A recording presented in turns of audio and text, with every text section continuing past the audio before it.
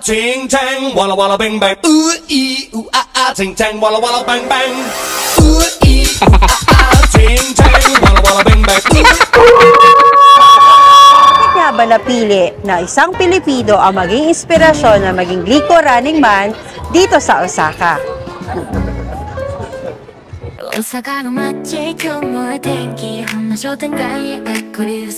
Ang Glico Running Man ay isang simpleng billboard lang noong 1935 para sa commercial ng Glico, ang kumpanyang gumawa ng Pocky at Pretz. Una sa lahat, kilalanin natin si Fortunato Catalon. Isa siyang magiting na sprinter sa Leyte sa Pilipinas. Mula sa pagiging manlalaro ng baseball, lumipat siya sa sprinting dahil sa kakaibang bilis na nakita sa kanya. Simula high school, ang kanyang likas na bilis ay nagdala sa kanya sa University of Santo Tomas or UST. At hindi nagtagal, naging isa siya sa top athletes sa Asia.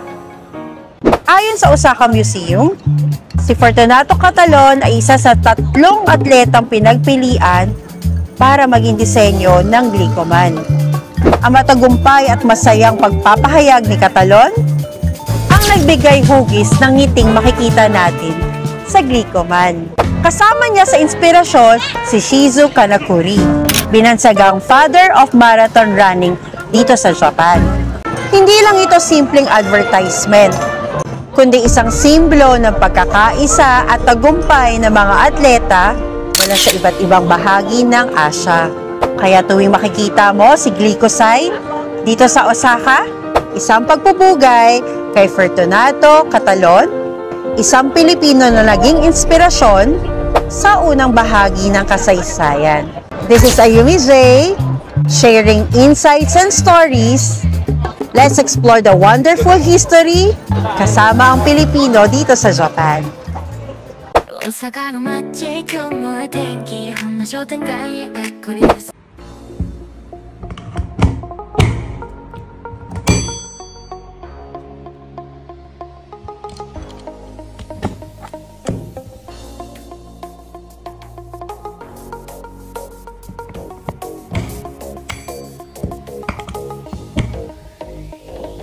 Okay mga kadud, ang daming nakapasok sa aking TikTok kung kaya't inisave ko na sa aking YouTube content. Isinali at nasa unang vlog kong ito ang tungkol sa kay Glico Man bago ko umpisa na tungkol sa steering gear upang makaabot ng 5-minute talk man lang kasi bored na ako ng 10-minute vlog. Napamangha talaga ako sa kwentong steering gear na ito. Ako kasi nung bata pa at kapag nasa bahay kami ng lola ko ay lagi mo akong makikita na naglalaro sa ilalim ng sewing machine ng lola ko. Alam niyo ba kung anong itsura ng sewing machine nung panahonan nila? Ay, sus ako. Kung kaya ito siguro ang dahilan kung bakit ganito ako makatitig ng mga steering gear. At nang dumating na talaga nung panahon na kami ay nag-aaral na sa malayong malayo ay siguro na pabilang na sa listahan namin ang mangarap na magkaroon ng car. Nasa malaking car talaga ang gusto namin dahil gusto namin lahat kami nakasakay. Andoon lahat ang members ng family at mga relatives.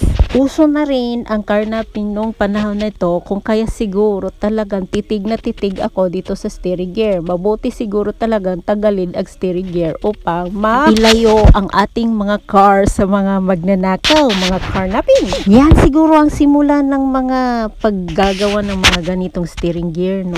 Ngunit kapag ang isang carnapper naman ay ganito naman ka mabusising gumawa or may alam sa mga ganitong steering gear ay wala talaga tayong magagawa. Mananakaw talaga ang ating car.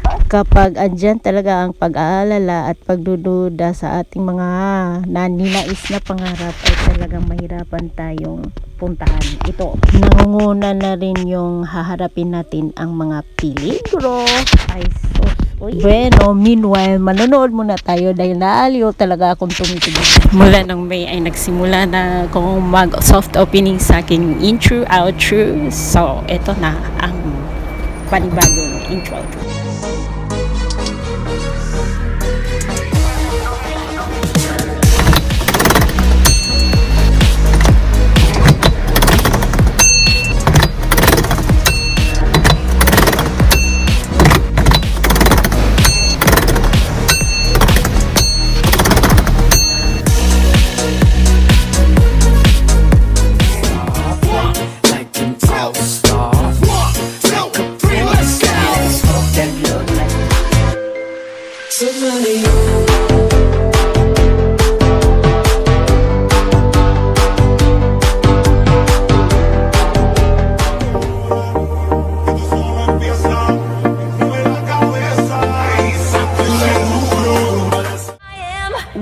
of abundance, I open the door.